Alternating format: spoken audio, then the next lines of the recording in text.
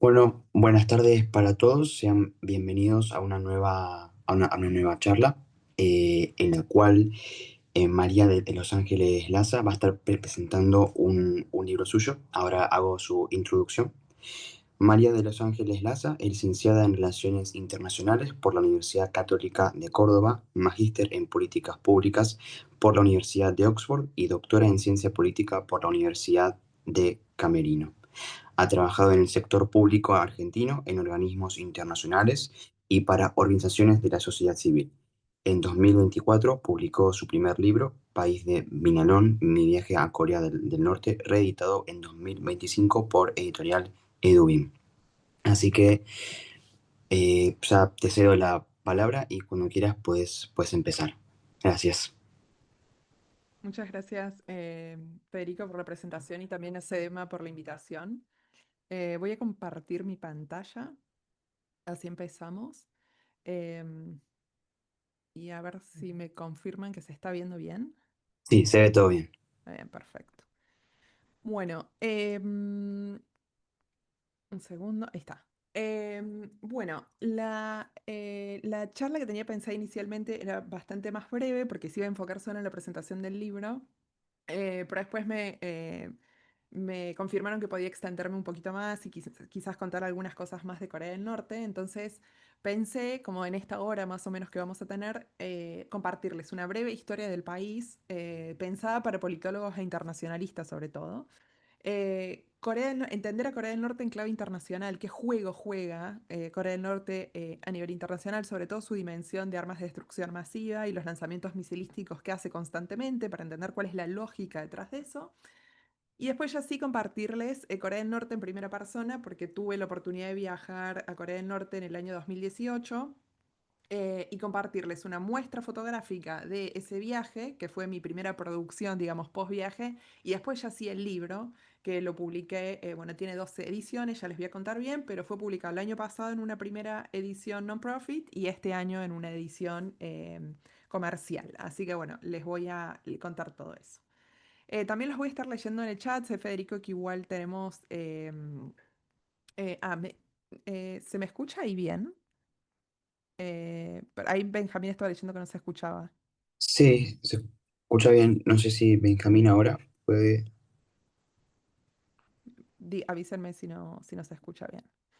Em, los voy a ir también leyendo en el chat por si tienen alguna pregunta o algo. Sé que igual al final después tenemos un espacio. Entonces, si les parece, empezamos con una breve historia de Corea del Norte para poner en contexto entonces al libro, ¿no? Y también entender qué pasa hoy en el país.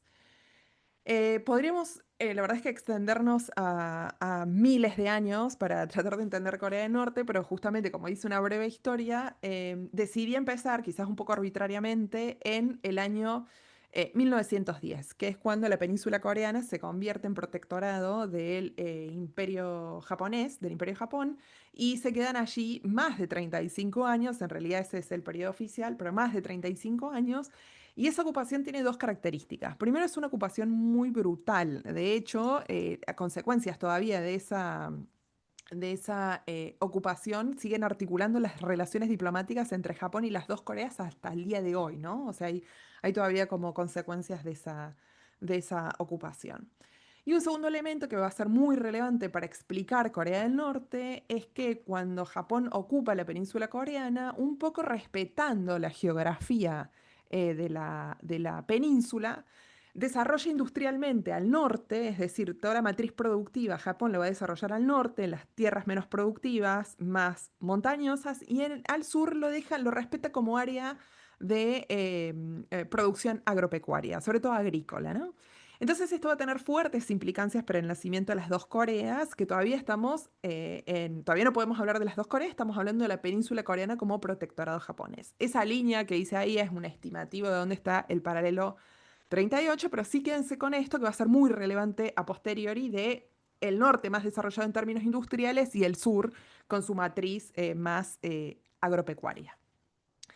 En 1945 Japón se rinde y Corea como península es liberada y se divide provisionalmente en dos zonas de ocupación. El norte bajo control soviético y el sur bajo control estadounidense. En los 2 años que siguen, a 1945, 46 y 47, cada zona desarrolla su propia administración y en el norte los soviéticos impulsan el liderazgo de un tal Kim Il-sung, que seguramente les está sonando, el abuelo de la dinastía, ¿no? De la dinastía actual, ya vamos a ver qué es eso. Y en el sur los estadounidenses apoyan a un líder anticomunista concretamente, que es Syngman Rhee, que había estudiado en la Universidad de Princeton. Y así como él sabía hablar inglés en el sur, Kim Il-sung sabía hablar mandarín y ruso porque había luchado en las guerrillas anticomunistas, en las guerrillas, perdón, comunistas de Mao y en el ejército rojo de los soviéticos, ¿no? Entonces sabía hablar, algunos dicen que sabía hablar incluso mejor ruso y mandarín que coreano. En 1948 hay un intento de crear un gobierno unificado, pero el intento fracasa y se fundan dos estados rivales.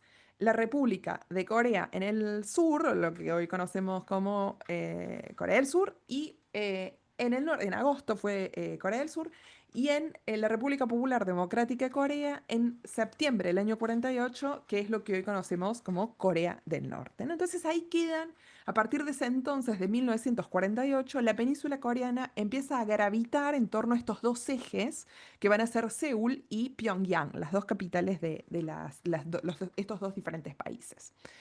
A nosotros nos interesa concretamente la Corea del Norte, la República Popular Democrática de Corea, porque es lo que nos convoca hoy.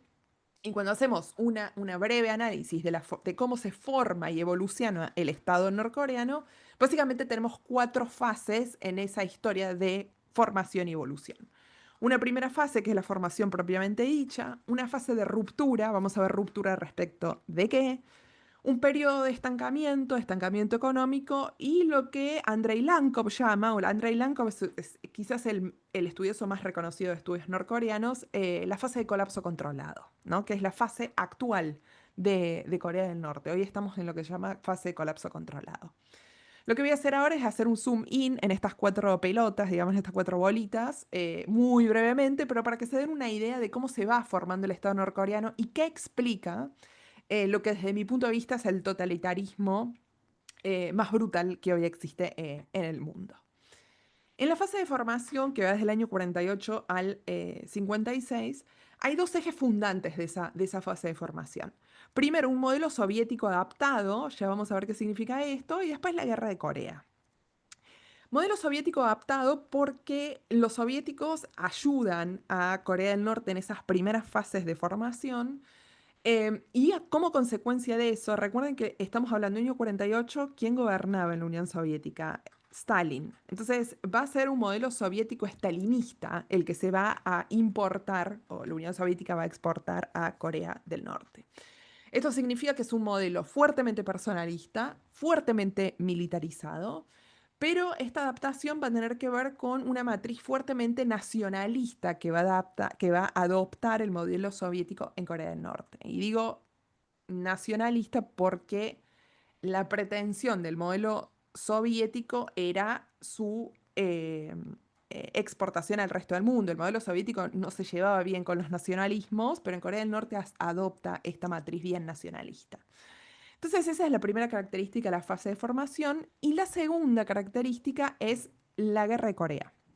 Saben que hay un teórico dentro de la ciencia política que se llama Charles Tilly, no sé si lo han escuchado nombrar, si hay politólogos o estudian relaciones internacionales de ciencia política, que Charles Tilly tenía una frase muy célebre que es la siguiente: War made states and state made wars. ¿Qué significa esto? Que la guerra hace a los estados y después los estados hacen la guerra. ¿Qué significa esto? Durante Charles Tilly, que es este teórico que les estoy nombrando, y ya van a ver cómo aterrizo esto a Corea del Norte, estudia el sistema europeo entre los siglos XV y XVIII y estudia cómo los reinos medievales progresivamente se van convirtiendo en estados modernos. ¿Cuál es la hipótesis de Charles Tilly para explicar esa transición entre reino medieval y estado moderno? Que los estados europeos, como entran en guerras constantemente, tienen que crear sistemas fiscales estables para financiar esas guerras, porque si no, obviamente la guerra no se puede llevar adelante. Y para crear sistemas estables fiscales necesitan una burocracia establecida y además una burocracia competente para administrar los impuestos que se cobran. Ahora, cuando yo cobro impuestos para financiar guerras y a los ciudadanos no les hace mucha gracia, o sea, a nadie le gusta que le cobren impuestos más altos. Entonces empieza una negociación entre el Estado y las élites y la población para poder extraer más recursos y administrar esos recursos. O sea, si voy a cobrar más impuestos, te tengo que brindar mínimamente algún tipo de bien y servicio público. Entonces, ¿qué dice Charles Tilly? Como consecuencia de esto, el Estado va desarrollando músculos y la guerra se convierte en una escuela de construcción estatal.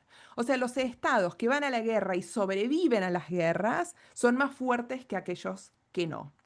Y desde mi punto de vista, esto no lo comparte toda la literatura de estudios coreanos, la guerra de Corea, que se desarrolla entre el 50 y el 53, la inicia Corea del Norte y va a darle un músculo estatal a Corea del Norte que explica por qué el Estado norcoreano es muy fuerte en control de estatalidad. O sea, es un Estado que tiene mucha capilaridad en el control de sus ciudadanos, independientemente de su crisis económica, ¿no? Que es mucho lo que muchos se preguntan, ¿por qué Corea del Norte, siendo tan pobre, a su vez es tan fuerte, ¿no? En su control de estatalidad. La guerra de Corea termina en julio del 27 de julio del 53 con un armisticio, no se declara la paz, y en marzo muere Stalin. Es decir, antes que termine la guerra muere Stalin. Y la muerte de Stalin va a tener fuertes implicancias para explicar la próxima fase de las pelotitas, ¿se acuerdan de las fases? Que era la fase de ruptura. ¿Ruptura respecto de qué? Ruptura respecto de la Unión Soviética. Es decir, los padres del Estado norcoreano terminan quebrando esa relación con Corea del Norte. ¿Por qué se produce esa fractura a partir del año 57 con con la Unión Soviética a raíz de la muerte de Stalin? Cuando Stalin muere, hay un intento de sucesión colegiada dentro de la Unión Soviética. Estaban Beria, Molotov, Khrushchev, habían varios líderes, no se sabía quién iba a suceder a Stalin hasta que finalmente lo hace Nikita Khrushchev. Y en el año 56, en febrero del 56, hay un famoso discurso. Nikita Khrushchev convoca a todos los líderes de los partidos comunistas de la Unión Soviética para que vayan a Moscú al 20º Congreso del Partido Comunista de la Unión Soviética. Y ahí da un discurso que era un discurso que supuestamente tenía que ser secreto, ¿no? Pero sabemos que los secretos de más de dos personas no existen, así que el discurso obviamente se filtra para todos lados.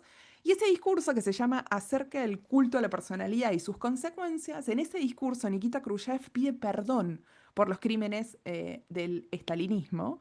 Y no solo pide perdón, sino que dice el militarismo y la hiperpersonalización del poder al que nos llevó Stalin no se puede volver a repetir. Como consecuencia de ese discurso provoca tres grandes cismas, tres grandes shocks en tres países que habían construido su poder imitando a Stalin. Vietnam, China con Mao y Corea del Norte con Kim Il-sung. Y en Corea del Norte incluso va un poco más allá porque los que eran partidarios de la Unión Soviética, en agosto, este discurso fue en febrero, en agosto intentan hacerle un golpe a Kim Il-sung. El golpe fracasa en agosto del 56 y al mes siguiente, un poquito después, Kim Il-sung hace la primera gran purga de la historia moderna de Corea del Norte. Las purgas van a ser purgas matando a disidentes o enviándolos a zonas rurales. Ahí se inicia el aislamiento progresivo de lo que hoy conocemos como Corea del Norte, ¿no? Esta idea del reino hermético empiezan a hacer en esta época. Eh, Corea del Norte sigue su trayectoria de ruptura, alejándose progresivamente de la Unión Soviética. Esto va a implicar que le empiece a pedir fondos para financiarse a la Unión Europea. La Unión Europea no, porque no existía Europa.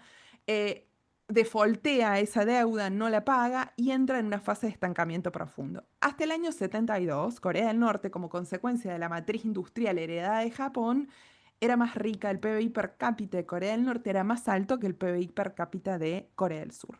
A partir del año 72 eso se revierte y en el año 75 con el default de la deuda que hace Corea del Norte eso entra completamente en crisis.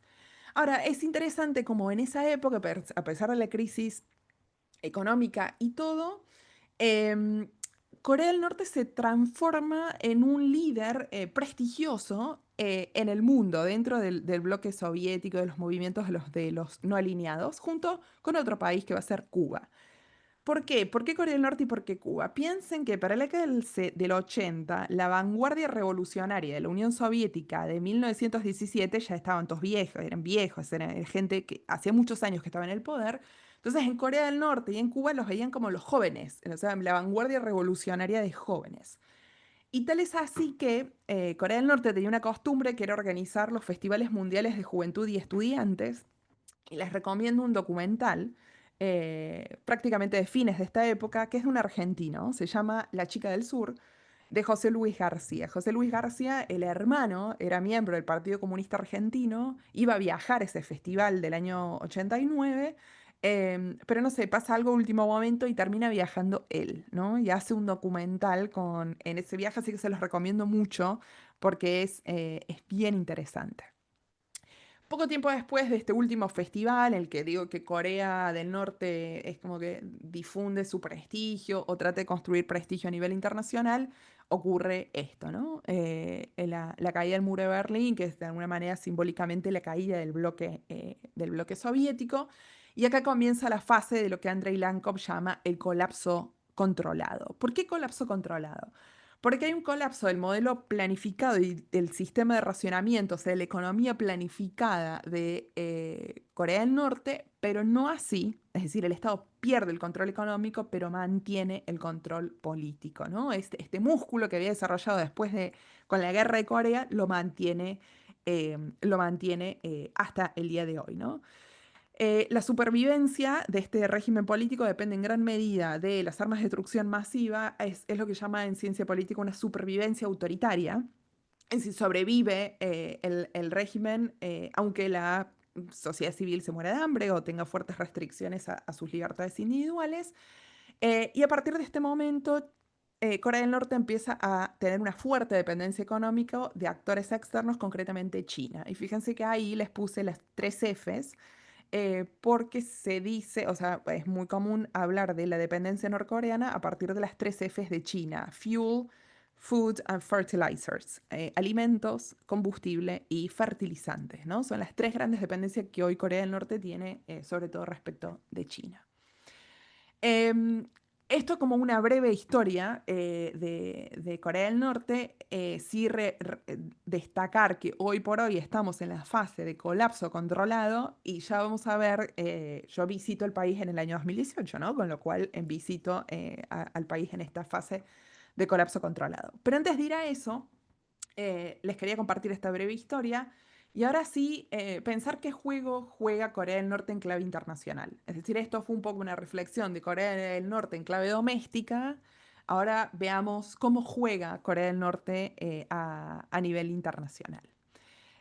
Para eso, vamos a imaginar al mundo como si fuera un tablero de ajedrez. Vamos a imaginar que el mundo es un tablero de ajedrez. Y en un tablero de ajedrez tenemos básicamente una estructura de juego, que las estructuras de un juego son las reglas que se juegan, que se respetan al jugar un juego, ¿no? Tenemos un tablero en nuestro juego de ajedrez, que es el medio físico en el cual se despliegan nuestras piezas. Y tenemos piezas, es decir, si no hay piezas en un juego de ajedrez, no se puede jugar el ajedrez. En el sistema internacional, cuando pensamos en piezas, tenemos que pensar en multiplicidad de actores, pueden ser actores individuales, pueden ser empresas, organismos internacionales, etcétera. A los efectos prácticos de este juego, vamos a pensar en actores estatales, ¿no? Que son quizás los actores más importantes dentro del sistema internacional. Y vamos a clasificar, digamos, a estas piezas que son los actores estatales con una categoría que pertenece a la geopolítica, que a mí me gusta mucho para explicar las dinámicas globales, que es la siguiente. Hay estados que son ballenas. Los estados ballenas son estados grandes en Producto Bruto Interno, en población y en territorio, o sea, en extensión territorial. Piensen, por ejemplo, en nuestra región, Brasil es una ballena, ¿no? Es un país grande en territorio, en población, en Producto Bruto Interno. Hay estados pulpos, que son estados con cabezas gigantes, con capitales muy grandes, pero tentáculos pobremente inervados en el resto del territorio. Esto significa que hay un desbalance muy fuerte dentro de estos estados, o sea, el desarrollo de la capital no condice con el desarrollo del resto del país. Argentina es un país pulpo, ¿no? Tiene una hiperdesarrollo de su capital, de su cabeza y una hipertrofia en el desarrollo de sus músculos. Y después tenemos los estados tapones, que son estos estados que se crean para evitar, se le llama el algodón entre las copas de cristal, ¿no? Estos estados que se crean entre dos estados grandes para evitar futuros conflictos. Uruguay, por ejemplo, es un estado tapón en la región, ¿no? Para evitar conflictos directos entre Argentina y Brasil. Eh, Recuerden estas categorías porque ahora vamos a empezar entonces a jugar el juego en nuestro tablero de ajedrez, que es el mundo. Primero algunas consideraciones sobre cómo se estructura este tablero de ajedrez y vamos a ver después cómo juega Corea del Norte. En este tablero de ajedrez lo primero que tenemos que tener en cuenta es que si trazamos una línea imaginaria al sur de lo que hoy es Rusia, esa línea, en torno a esa línea, se registra el mayor desbalance demográfico del mundo. Por encima de esa línea viven 30 millones de personas, por debajo de esa línea viven más de 3.000 millones de personas. Entonces ahí se registra el mayor desbalance demográfico del mundo. Otro desbalance demográfico muy fuerte ocurre dentro de este círculo. 2 de cada 3 personas que hoy nacen en el mundo nacen dentro de este círculo, o sea, en China y la India, y una persona nace por fuera de este círculo. Otra particularidad de nuestro tablero de ajedrez es que hubo una transición en el eje central de las relaciones comerciales internacionales. Hay una transición del eje atlántico que históricamente, o esto no históricamente, pero vamos a decir desde la llegada de Colón a América hasta, vamos a decir, la caída del muro de Berlín, o un poco más adelante incluso, articuló las relaciones comerciales a nivel global. Hoy podríamos argumentar que hay una transición de ese eje a el Pacífico. Entonces, estos son desbalances o particularidades que tenemos que entender dentro de nuestro tablero de ajedrez, porque ahora vamos a ver cómo juegan actores dentro de este tablero. Si han prestado atención, se acaba de colorear Corea del Norte. Está pintada en color verde en nuestro tablero, ¿no? Como una pieza muy chiquita. Corea del Norte comparte frontera con Rusia, que es un estado pulpo, de acuerdo a la categoría que les había compartido anteriormente. Comparte fronteras con China, que es un estado ballena en el sistema internacional. Comparte, no comparte frontera, pero está muy próximo a Japón, que en geopolítica se le llamaría un nudo de estrangulamiento sistémico, es decir, sirve para, si uno en Japón serviría, digamos, para tener presionada a Rusia y a China. Comparte frontera con un estado tapón, que es Corea del Sur, y la interrelación de estos 5 estados, más uno adicional que es Estados Unidos, que es otro estado ballena, conforman el grupo de los 6. Y el grupo de los 6 es el grupo a nivel internacional al que le tenemos que prestar atención si queremos entender el conflicto en Corea del Norte. Bueno, esto es un resumen un poco, ¿no? Del tablero con las particularidades de Corea del Norte, pero quizás lo que tienen que llevarse de aquí es que Corea del Norte, que aparentemente es un país muy chiquito y muy pobre y también muy aislado, está en el centro de los acontecimientos de la geopolítica global, ¿no? Y comparte frontera e interactúa con actores pesados dentro del sistema internacional. Ahora, ¿qué juego juega Corea del Norte? Porque ya entendimos el tablero, ya entendimos las reglas del juego, entendimos su rol en el mundo, veamos ahora cómo juega sus cartas. Para entender qué juego juega Corea del Norte, les traigo brevemente un juego que se llama El Dilema del Prisionero de Teoría de Juegos, me imagino que todos lo conocen, es un clásico, pero para quienes no, una breve referencia a esto, imagínense que 2 personas acaban de robar una casa. La policía los encuentra, no hay evidencias de que hayan robado la casa, entonces a la policía se le ocurre separar a estos 2 prisioneros, estas 2 personas, en habitaciones separadas. Eh, para jugar este juego hay 3 supuestos. El primer supuesto es que los jugadores son racionales y que van a tratar de maximizar pagos o reducir eh, cosas negativas, o sea, en este caso ya vamos a ver qué va a ser, van a ser los años de cárcel. El supuesto número 2 es que desconozco la estrategia que va a utilizar el otro jugador, básicamente porque está en otra habitación y no sé qué va a hablar, si va a hablar o no va a hablar o qué va a decir. Y el supuesto número 3 es que hay una sola ronda de juego. Es decir, yo tengo una sola ronda, una sola opción para decir si voy a hablar o no voy a hablar. Es decir, si voy a confesar o no voy a confesar. Tengo dos opciones, puedo confesar o no confesar, y el pago va a ser los años de cárcel que me van a caer de mi decisión. Miren la matriz, esto se llama matriz de pagos. Fíjense cómo se conforma la matriz. Básicamente, el mejor equilibrio para ambos jugadores sería que ninguno confiese, porque en ese equilibrio en el que ninguno confiesa, a los dos le caen un año, pero en cualquier otro escenario, o los dos salen muy perjudicados, o uno sale muy perjudicado y el otro muy beneficiado, ¿no? Entonces, el equilibrio para ambos sería que ambos se mantengan callados. ¿Por qué les traigo el dilema del prisionero sobre la mesa? Porque el dilema del prisionero, con otro nombre, que fue la confrontación simétrica con mutua destrucción asegurada, fue el juego que se jugó durante la Guerra Fría. Acá obviamente el pago no era el número de años de cárcel, sino que era la supervivencia sistémica, y este juego jugaron la Unión Soviética con Estados Unidos. La única diferencia es que acá no hay una sola ronda de juego, sino que hay un máximo de dos rondas de juego, porque si uno tira un arma nuclear, el otro puede responder antes de morir, ¿no? Ya vamos a ver cómo se le llamó esto. Cuando yo construyo la matriz de pagos, es menos, es infinita, negativo al infinito, es negativa al infinito en todos los escenarios, salvo en el escenario en el que ninguno ataca. Entonces, ¿cuál es lo más racional que pueden hacer los dos jugadores? No atacarse mutuamente, que fue lo que pasó en la Guerra Fría, ¿no? Entonces, ¿cómo se llamó este juego? El equilibrio del terror, ¿no? Como si pusiéramos a dos escorpiones dentro de una botella, ninguno se pica porque si uno pica al otro, el picado antes de morir todavía tiene chance de picar y los dos terminan muriendo, ¿no? Este es el famoso equilibrio del terror. La pregunta es por qué Corea del Norte no juega el equilibrio del terror, ¿no? Desaparece la Unión Soviética del sistema, bueno, podría jugar el equilibrio del terror que jugaba su madre, la Unión Soviética. Bueno, básicamente no puede jugar un juego de supervivencia sistémica porque su arsenal nuclear no es ni siquiera comparable al de Estados Unidos. Es decir, no puede jugar en un pie de simetría con Estados Unidos, básicamente porque en cualquier escenario es, salvo el no atacar, en cualquier escenario es infinito, negativo infinito para Corea del Norte. ¿Qué significa negativo infinito? Y básicamente que no sobrevive, ¿no? Entonces, hay racionalidad, estamos asumiendo que los jugadores son racionales, entonces Corea del Norte no juega este juego. Y no lo juega básicamente por esto que yo les decía antes.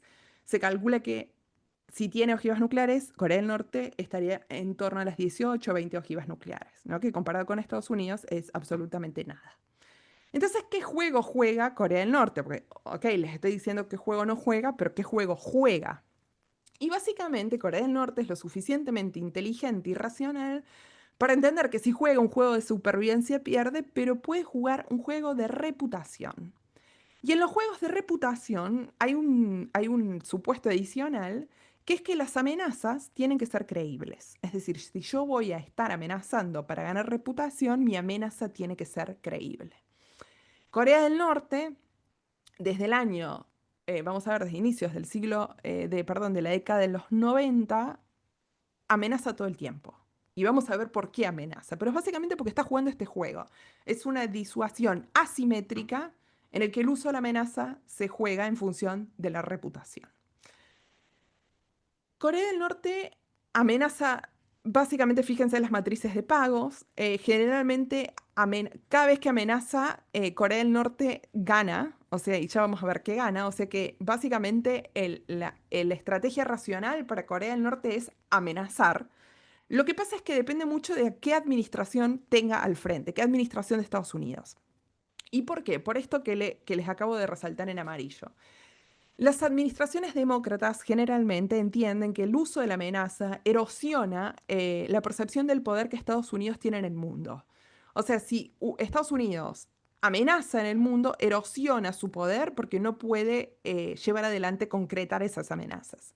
En cambio, los republicanos hacen una valoración positiva de las amenazas. O sea, es positivo amenazar. Y por eso van a ver que cada vez que gobierna un republicano, es muy probable presenciar una escalada de amenazas entre Corea del Norte y Estados Unidos.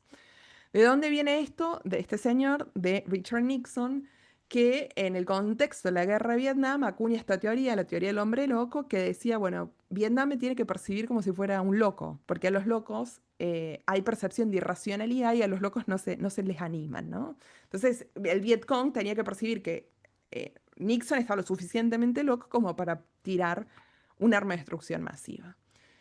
La teoría del hombre loco da la sensación, inspira también los juegos de Corea del Norte, para llevar adelante lo que se llama el poder de manipulación del entorno. En 1990 fue la primera vez que lo utilizaron y básicamente este poder de manipulación del entorno consiste en lo siguiente. Fabrican una crisis, es decir, por ejemplo, lanzan un misil al mar de Japón o lanzan un misil a aguas internacionales. Escalan la crisis discursivamente, sale, por ejemplo, la hermana de Kim Jong-un a hacer un discurso rimbombante o salen miembros militares a escalar la crisis.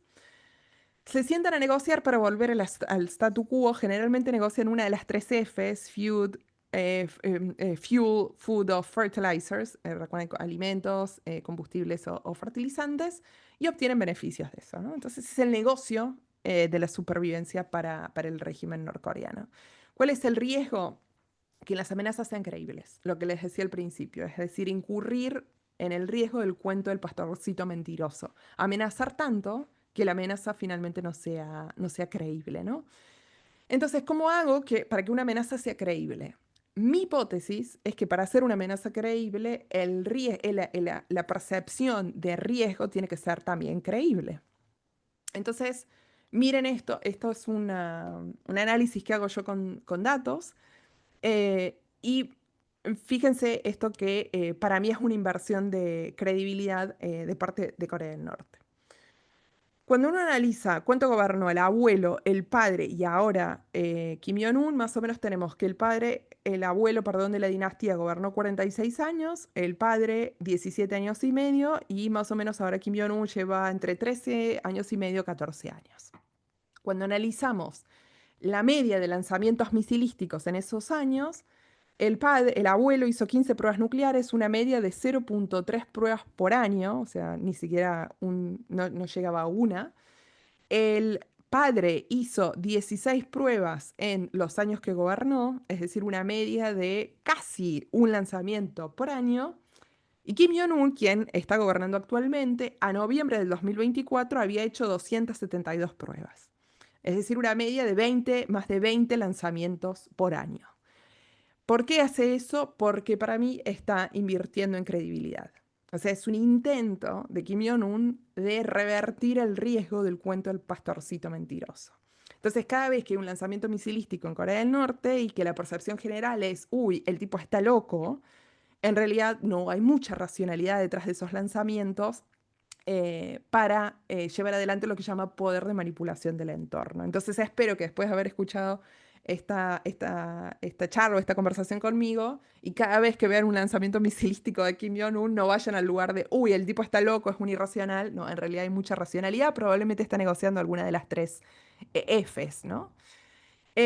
Dicho eso, y espero que se vayan con una idea ahí interesante de Corea del Norte a nivel doméstico y a nivel internacional, pasamos sí a una muestra fotográfica, que fue lo primero que hice después de volver de Corea del Norte y después ya sí pasamos al libro y con eso termino y no sé si quieren hacer preguntas o comentarios o lo que sea.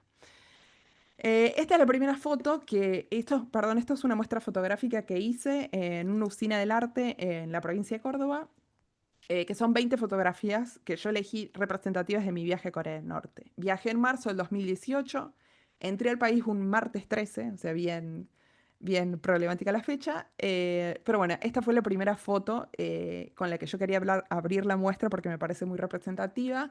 Es un cruce peatonal como en las ciudades soviéticas por subterráneo, es decir, debajo de la tierra, que estaba completamente a oscuras a las 5 o 6 de la tarde. Y Corea del Norte es un país completamente oscuro justamente por falta de combustibles y por las sanciones que tiene impuestas desde el año 2006 como consecuencia de su primer de su prueba nuclear. Corea del Norte, o por lo menos Pyongyang y las ciudades que pude conocer, son ciudades muy oscuras, efectivamente. Ahí pueden ver la puesta del sol en Pyongyang. Cuando cae el sol en Pyongyang queda absolutamente todo oscura, salvo los monolitos de los líderes, ¿no? Que siguen iluminados. Y aquí aquí a la derecha tienen otra imagen, que es la puesta del sol en Sariwon, que es una ciudad que está un poco más al sur, pero también fíjense, ¿no? Como muy, muy oscura también. El paisaje rural es muy característico de la geografía norcoreana, pero claro, por falta de tecnificación, de energía eléctrica, por falta de fertilizantes y tecnificación, los campos todavía se harán con bueyes, como en la Edad Media en Europa, con lo cual es absolutamente delirante. Y aquí tienen quizás la foto más representativa de Corea del Norte, que es el gran monumento de la colina Mansu en honor a Kim Jong-un y Kim Il-sung y Kim Jong-il.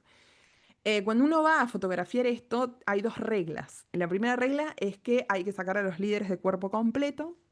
Y la segunda regla es que no se puede jugar con la perspectiva. No se pueden hacer a las personas más grandes que a los líderes. Yo un poco desafiando esa regla, jugué con la perspectiva e hice más grande a las personas que a los líderes. Porque me gustaba como la metáfora, ¿no? Como que el poder es es una cuestión de perspectiva, ¿no? No existe nada grande per se, depende de quién lo mire, ¿no? Entonces, no me borraron la foto y entonces esa foto también es parte de mi libro. Acá tienen un grupo de un una pareja que se estaba yendo a casar y cuando te vas a casar le vas a presentar respetos a los líderes en la colina Mansu, así que ellos estaban caminando a la colina Mansu y nos pusimos a hablar un poco con ellos.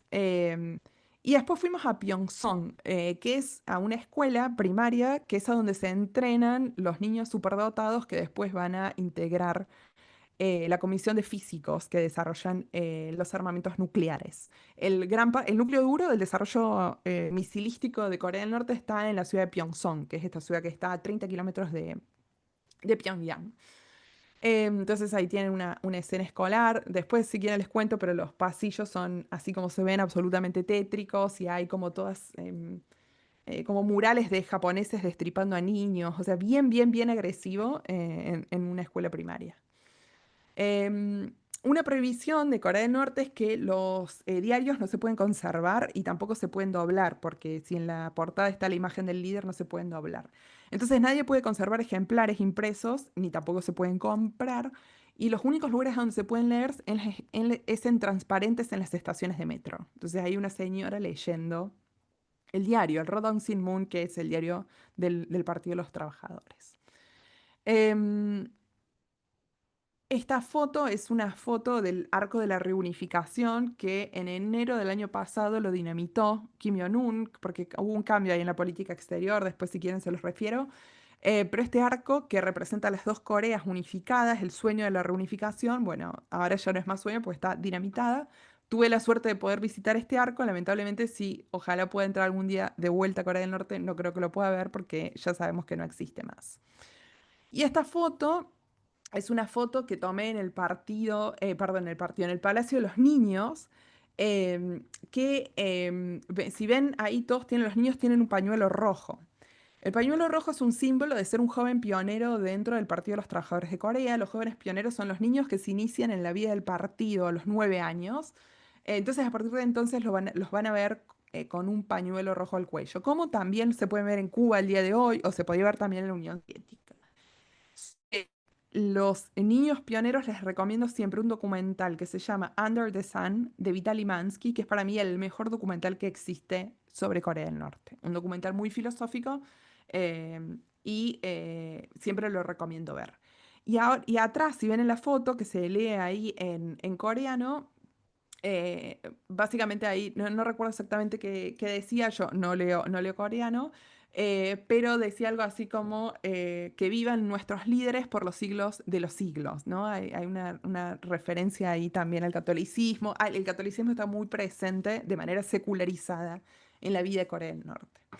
Entonces, bueno, eso les quería mostrar en términos de fotos y ahora sí pasamos concretamente a País de Vinalón, que fue el libro que publiqué el año pasado Acá tienen sobre la izquierda está la primera edición de País de Vinalón, que fue una edición non-profit, o sea, sin fines de lucro, que se repartió en embajadas, estuvo orientada a generar conciencia sobre la situación de derechos humanos en Corea del Norte. Y País de Vinalón, editada por Edwin, la editorial de la Universidad Nacional de Villa María, que es sí una versión comercial, y después, si les interesa, les puedo decir a dónde se compra. Sobre mi libro les quiero decir simplemente algunas dos o tres cositas. Sé que ya, igual Federico, creo que estamos bien de tiempo, pero algunas cositas, bien, genial. Algunas cosas, algunas referencias para que si tienen ganas de leer el libro, bueno, lo lean con otros ojos. Saben que el libro es una crónica de viajes, con lo cual en el libro refiero mi obsesión, o sea, este viaje por Corea del Norte, este viaje que hago con mi mamá por Corea del Norte, pero también es un viaje para revisar y para explorar una obsesión mía que empieza a los 12 años. Y de hecho, el primer párrafo del libro, el libro abre así: en 1998, en un documental de la BBC, escuché por primera vez que en Corea del Norte estaba prohibido usar relojes pulsera. Yo tenía 12 años y desde entonces no dejé de pensar en ese país. Me obsesioné porque había un régimen que controlaba el tiempo. Hay una teoría dentro de la ciencia política que se llama la ventana de Overton, no sé si la han escuchado nombrar, pero Overton básicamente lo que dice es que nos prefiguramos los eventos políticos y sociales o los fenómenos políticos y sociales como si viéramos a través de una ventana. Todo lo que está dentro de esa ventana es entendible, es explicable, pero por fuera de esa ventana hay realidades radicales que nos cuesta entender o hay realidades impensadas, es decir, escenarios sociopolíticos que ni siquiera se nos cruza por la cabeza pensar. Con este primer párrafo yo quiero llevar al lector y a la lectora a una realidad impensada, una realidad o la realidad de un país que está obsesionado con el control del tiempo. Piensen en qué otro autoritarismo o totalitarismo quiere controlar el tiempo y es muy probable que no lo encuentren porque es una particularidad de Corea del Norte, ¿no? Entonces, con ese párrafo, mi intento es decirle al lector, te voy a llevar a un país que es mi obsesión desde los 12 años, pero no solo eso, es un país que te hace explotar la ventana de Overton, ¿no? Es una realidad absolutamente impensada. Entonces, si lo quieren leer, el primer párrafo con el que se van a encontrar va a ser con ese, y la idea era justamente hacerles explotar su ventana de Overton. El libro también es un viaje o una invitación a viajar por los cinco sentidos. La particularidad de las crónicas de viaje es que llevan al lector, lo toman de la mano y le hacen conocer el país o el territorio que se está describiendo desde el punto de vista de la vista, o sea, qué ve quien narra, qué oye, qué olor tiene ese país, porque hay olores característicos de los países, cómo se siente ese país al tacto y cómo se siente ese país al gusto.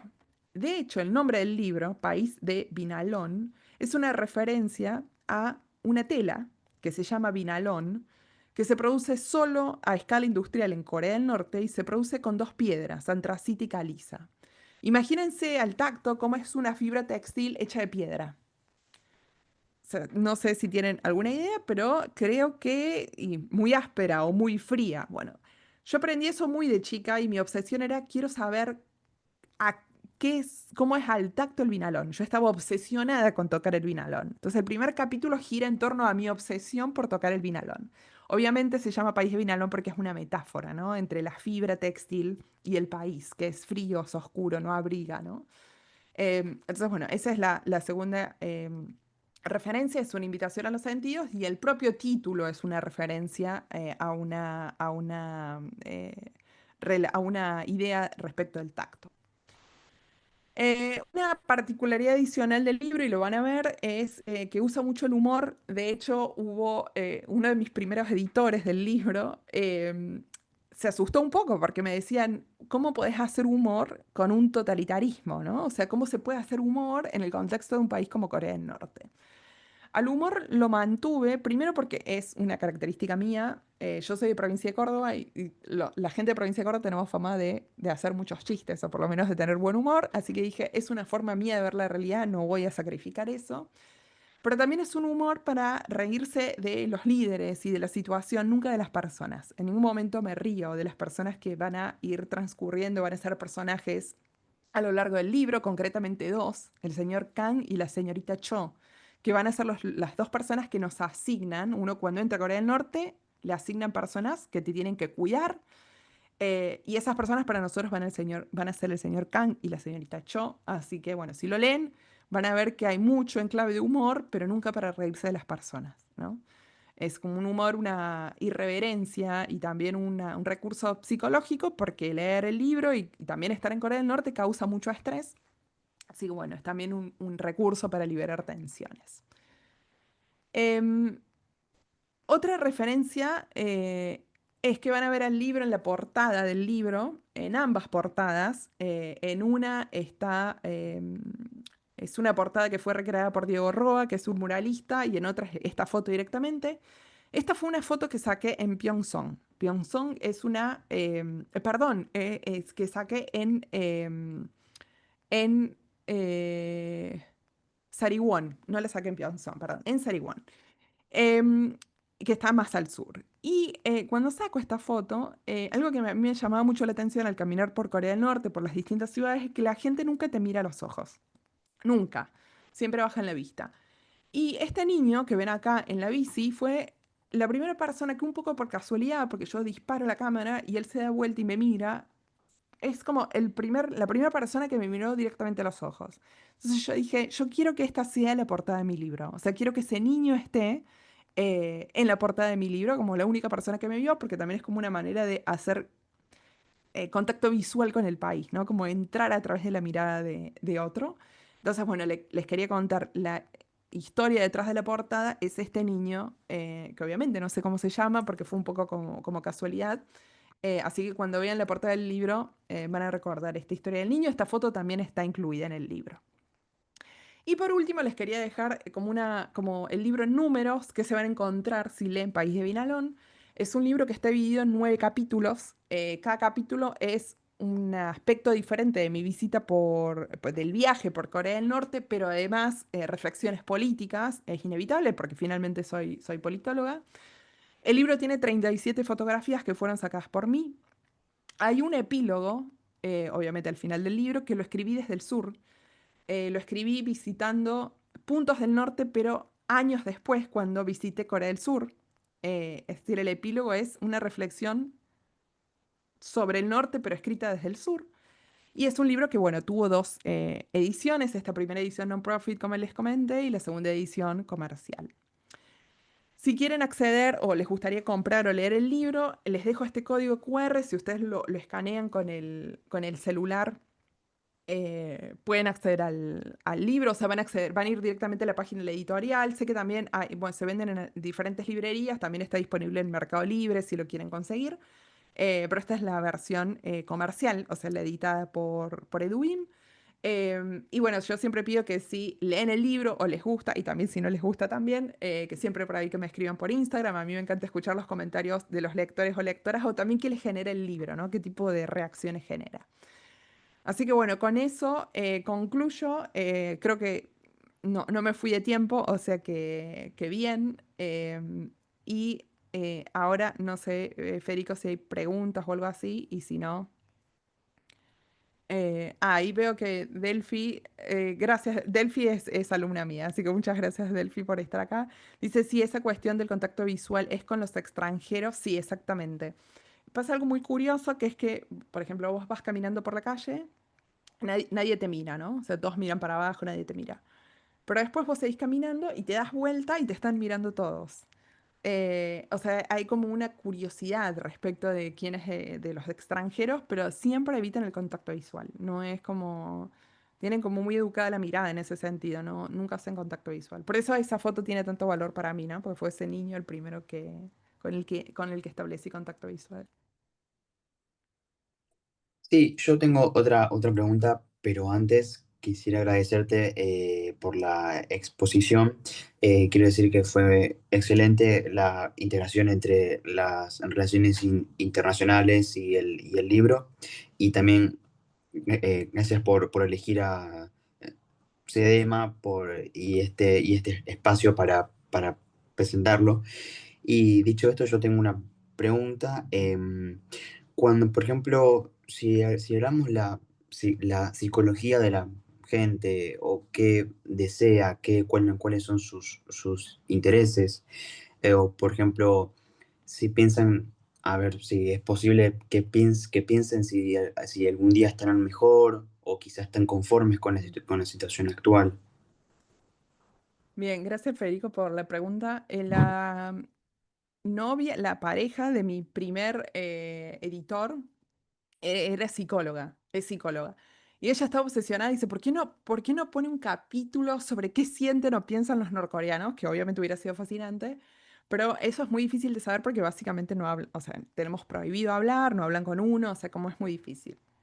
Sí, obviamente, lo que pasa es que yo trabajo mucho con estadística y números, con lo cual no me gusta hacer generalizaciones ni extrapolaciones, pero sí puedo decirte que, por ejemplo, qué tipo de comentarios o percepciones tenían el señor Kang y la señorita Cho, que yo hablé mucho con ellos, sobre todo con la señorita Cho.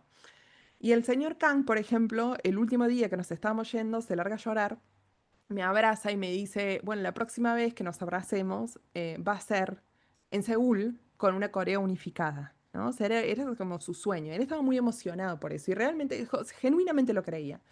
Después hablando con gente que conoce al señor Kang más en profundidad, me decían, sí, sí, él está convencido. O sea, él es un convencido de que el régimen em, es bueno, de que el sur los provoca, de que Estados Unidos son unos imperialistas que han destruido el país, etcétera. Entonces, él está convencido.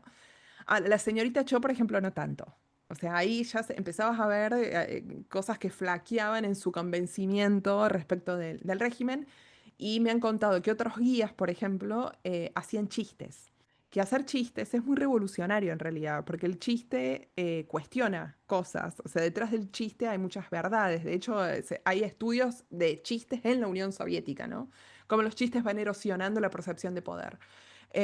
Contar un chiste es ilegal en Corea del Norte. En el libro hay un chiste. Yo cuento un chiste que cuenta el señor Kang. Van a ver qué chiste. Es muy polémico el chiste, pero lo cuenta.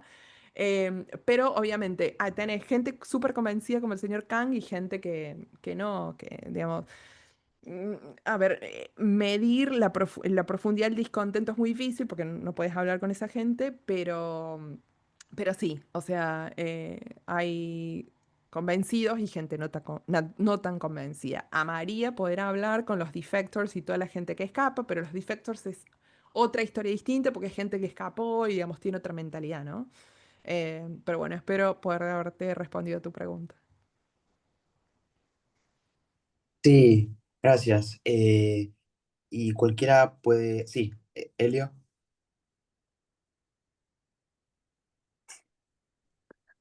Hola María. Hola, Eh, hola, ¿cómo estás? nada, primero agradecerte porque, nada, clarísimo, súper interesante, no pude dejar de escuchar, súper claro todo, muy linda la presentación. Y nada, o sea, más como conversación, yo no estoy muy en la política, así que sería más en esto último que hablaban, más de la psicología. ¿Es realmente tan así? O sea, hay como un aislamiento también de las redes sociales, más o menos como en China, es mucho más estricto. Calculo que, bueno, al ser un país más pequeño debe ser mucho más sencillo que en China hay ciertas como... hay bastantes permitidos, pero es porque ya es algo inevitable. eh, un sistema así tan grande, pero sigue sin ser legal. El tema de las redes sociales, tenía curiosidad, y también el tema del catolicismo, que sería, que calculo que será como un catolicismo con características coreanas, si podías contar un poco cómo es eso, me llama mucho la atención. Sí, gracias, Leonora, por ambas preguntas muy interesantes. Primero, vale decir que antes de pisar Corea del Norte estuvimos en China con mi mamá, entonces, bueno, estuvo bueno porque pude comparar. Es un abismo, es un mundo de diferencia. China es un país dentro de todo occidentalizado. Corea del Norte es la versión maoísta de la China de los 70, o sea, no se parecen en absolutamente nada. Corea del Norte es un país absolutamente cerrado, hay celulares que solo tienen intranet, con lo cual pueden comunicarse entre ellos, pero no existen las redes sociales. Em, sí hubo, a partir del año 2003-2004, una fuerte llegada de novelas de Corea del Sur, K-dramas, que llegaban a Corea del Norte a través del contrabando, porque había mucho contrabando en la frontera con China por el tema del hambre, del colapso del sistema de distribución estatal. Y no solamente empezó a llegar comida, sino que también empezaron a llegar K-dramas. Y a raíz de eso, el régimen, Kim Jong-il, que es el padre del actual líder, como que era más relajado respecto de eso, pero Kim Jong-un, que es el que está actualmente, persigue es una obsesión con la persecución por consumo de ese tipo de productos culturales porque erosionan el poder, obviamente. Yo hablé con una defector, Yuna Yang se llama, que había escapado de Corea del Norte siendo de una familia muy privilegiada porque había visto un K-drama y había dicho, pero ¿cómo? En Corea del Sur comen mejor que nosotros y viven mejor que nosotros, yo quiero ir a ver eso. Y entonces se escapa del país, ¿no? Kim Jong-un se da cuenta que es un fuerte erosionador de su poder y hoy por hoy el consumo de novelas se condena con pena de muerte. O sea que hay una persecución brutal, con lo cual si vos sabes que consumís una novela surcoreana, o sea, muy probablemente no la cuentes. Desde el COVID también se han reforzado todas la frontera se ha vuelto prácticamente impermeable. De hecho, se calcula que han escapado solo 6 personas desde el año 2020, cuando antes por año escapaban más de 1000, por ejemplo, ¿no? Entonces es una impermeabilidad brutal de Corea del Norte que Kim Jong-un ha reforzado mucho. Entonces es muy poco probable pensar hoy en una Corea del Norte permeable a redes sociales o productos de consumo cultural como puede ser China. Eso respecto de redes sociales y consumos culturales. Respecto del catolicismo, la madre de Kim Il-sung era cristiana, era católica, era maestra de catequesis. Entonces, cuando uno ve cómo se conformó la mitología del Estado norcoreano, es un copy-paste del catolicismo. Existen 10 mandamientos, se le llama el decálogo Juche. Son los 10 mandamientos del catolicismo, pero ayornados a no deshonrarás a Kim Il-sung y Kim Jong-il. Honrarás a Kim Il-sung por sobre todas las cosas. Son los 10 mandamientos, pero en versión norcoreana. Existen sesiones de autocrítica que son como la confesión, lo que pasa que es te confesás por faltas al decálogo Juche. Em, la mitología de, por ejemplo, Kim Jong-il nació en la cima del monte Paektu, que es un monte sagrado, y cuando nació había un arco iris y un caballo alado que estaba volando, y eso parece bastante, ¿no? Como Jesús nació en un pesebre y estaba en Los Ángeles, ¿no? Bueno, hay una copia muy brutal del catolicismo, pero es un catolicismo secularizado, ¿no? Y lo más importante de todo es que en 1912 nace Kim Il-sung y ese es el año 1 del calendario Juche, porque Corea del Norte tiene una obsesión con el tiempo, a esto lo refiero en el libro, viven en el año, que ahora es que está en el año 113 creo, sí, 112, 113, porque el año 1 es 1912, tiene su propio calendario, ¿no? Así como Jesucristo parte la historia, bueno, Kim Il-sung parte la historia de Corea del Norte. La obsesión con el tiempo llevan a lo que también yo llamo en el libro necrocracia, que es el gobierno de una persona muerta, porque el presidente eterno en Corea del Norte está muerto. Tiene un presidente eterno que es Kim Il-sung, que murió, que entonces gobierna un muerto. Entonces, bueno, hago toda una reflexión sobre la necrocracia y el tiempo y todo eso. Así que el catolicismo sí inspira mucho a la mitología o vamos a decirle, el fundamento ideacional del Estado, como se le llama en ciencia política, pero es un catolicismo secularizado. O sea, es una religión secularizada. Entonces, pero es bien interesante. Y creo que viene por la madre, por la madre de Kim Il-sung, que era catequista. Claro, pero ellos no le llaman catolicismo ni No, cristianismo. no, no, Ah, no. ok. Le llaman ideología jucha. Las religiones están prohibidas en Corea del Norte. No se practica ninguna Ah, religión que no se hace. ok. Bueno, muchas Gracias. gracias. Súper No, claro gracias a todo. vos, Eleonora. Veo ahí que Benjamín dice Sí, que hay una pregunta. quisiera consultarte un poco sobre qué sabes de los supuestos parlantes. Ah, sí. Canciones K-pop. Sí. A ver, yo cuando yo visité la frontera, perdón, el paralelo 38 desde el norte y después visité el paralelo 38 desde el sur, o sea, desde ambos lados. Eso de los parlantes, en realidad es bastante más brutal porque fue una idea de Corea del Norte para hacer lo que se llama guerra psicológica. Es muy soviético eso, era una estrategia que habían descubierto los soviéticos que básicamente antes de invadir un pueblo iban con altoparlantes y decían en 3 días los vamos a invadir, en 2 días los vamos, se lo hacían a los nazis.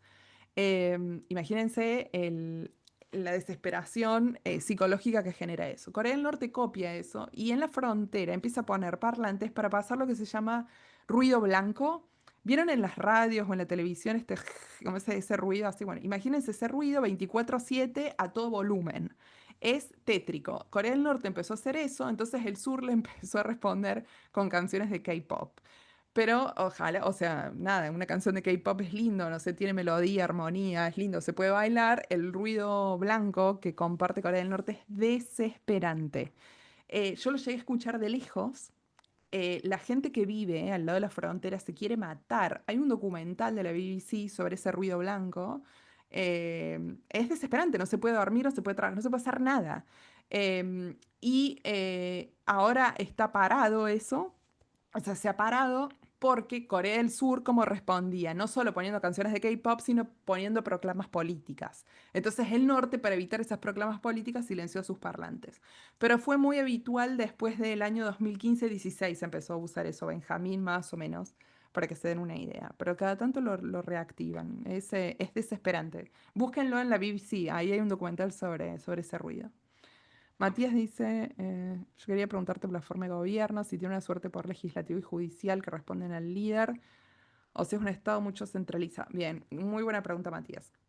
Sí, Corea del Norte tiene como un politburó, que es básicamente como un líder, el líder que es también el secretario general del Partido de los Trabajadores, que es Kim Il-sung, perdón, Kim Jong-un actualmente, y gobierna con una suerte de las personas más allegadas, que suelen ser entre 8 y 10 personas, dentro de las cuales está la hermana. Ese es el politburó. Es el que se ocupa del poder ejecutivo constantemente. Después existe la Asamblea del Pueblo, que tiene aproximadamente unos 600 miembros, que se reúnen, que sería el Parlamento, que se reúnen una vez cada 6 meses, o sea, imagínense, bueno, está pintada la Asamblea del Pueblo, y después el sistema judicial, sí, y el sistema judicial es bastante pernicioso. Yo no tuve tiempo ahora de hacer un análisis de Corea del Norte en profundidad, pero el sistema judicial de Corea del Norte es el responsable de los campos de concentración y los campos de reeducación. Hay dos tipos de campos distintos en Corea del Norte, em, que responden directamente al Poder Judicial. Por eso hay una institucionalización de la represión. No es algo que Corea del Norte oculte, ¿eh? La represión está institucionalizada y está en sus códigos penales, digamos, no es sorpresa para nadie. Entonces, Matías, a los efectos prácticos existe como este Politburó. El Politburó tiene una cabeza, que es el secretario general del Partido de los Trabajadores, que es Kim Jong-un actualmente. Gobierna con esta cámara dentro del Politburó, que son entre 8 o 10 personas, y después tenés la Asamblea del Pueblo, que está pintada, porque no se reúnen prácticamente nunca. Y además cuando se reúnen sacan leyes, ejemplo, bueno, vamos a cambiar el uso horario de Corea del Norte porque no queremos coincidir con los imperialistas japoneses. Entonces, digo, ese tipo de decisiones. Es bien curioso. Pero gracias por tu pregunta, Matías. Muy interesante. No, gracias a vos. Gracias. Bueno, si no hay más preguntas, entonces podemos dar por finalizada la exposición, si te parece. Nuevamente, muchas gracias por elegir a CDEMA para la presentación de tu libro.